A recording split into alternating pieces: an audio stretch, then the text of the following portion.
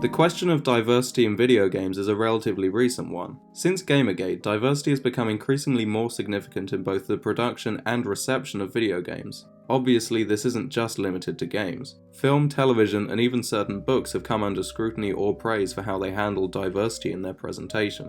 Personally, I believe that representation is important in media. I know a lot of weird internet people get angry when others call for more representation of certain groups, particularly in regards to the LGBT community, but I think that since people grow up consuming media, it's important to normalize minority groups through media representation, in the minds of both those in and outside of the group.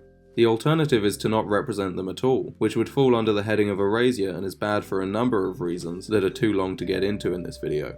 An opinion I hear a lot from both people against and in favour of representation is that characters should only be gay if there's a story reason for it, and simply having a character be gay without it being important to the plot is a pointless exercise. However, I don't think this is a very weighty opinion, since that implicitly suggests that being gay is something that needs to be justified to audiences, rather than just being a character trait. This leads nicely into discussing heteronormativity in games. After all, the idea that a character should only be gay if there's a story reason for it can only be valid from a position of assumed heterosexuality. Sort of like the Chekhov's gun theory, the gayness is supposedly an element that should only be introduced if there's an intrinsic reason for it. The problem with this is that when you strip it down to its base concept, it essentially reads as gay characters shouldn't exist unless they have to.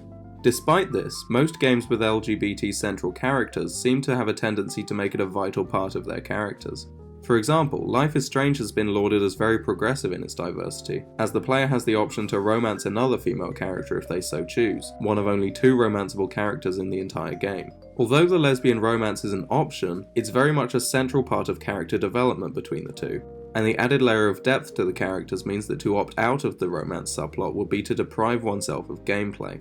While I don't find this inherently bad, it doesn't fit into my ideal model of diversity, that being a lack of emphasis towards the diversity as something important to the game. It can often feel like the game is showing off about having diversity simply for the sake of drawing attention to itself, which often minimizes any goodwill I would have about a game's diversity, and it certainly doesn't help that after winning heaps of awards for Life is Strange, Dontnod Entertainment is currently working on 2 separate games that have already received a lot of media attention for their diverse main casts. It's not that having a diverse cast is a bad thing, it's the fact that the developer seems to have made it their niche to make story games about minority groups to the praise of journalists everywhere, which just seems somewhat contrived when they do it for the 3rd game in a row.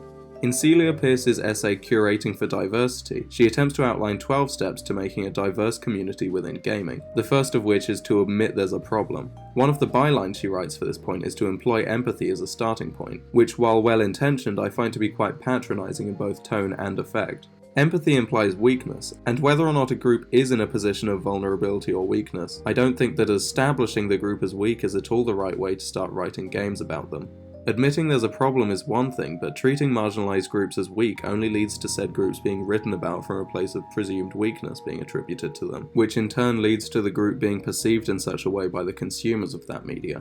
As a member of myself, I don't think that a pity party is the right way to go about progress in the realm of diversity, and I think that if games were to follow this mindset, their narratives would suffer. As it stands, I think that games are diverse in at least so far as they offer a moderate range of diverse casts in some cases. Despite this, if games are to truly progress into true diversity, then they have to stop being so pleased with themselves about said diversity, since if they continue to trumpet having a diverse range of characters as something noteworthy, then it will never become truly normalized.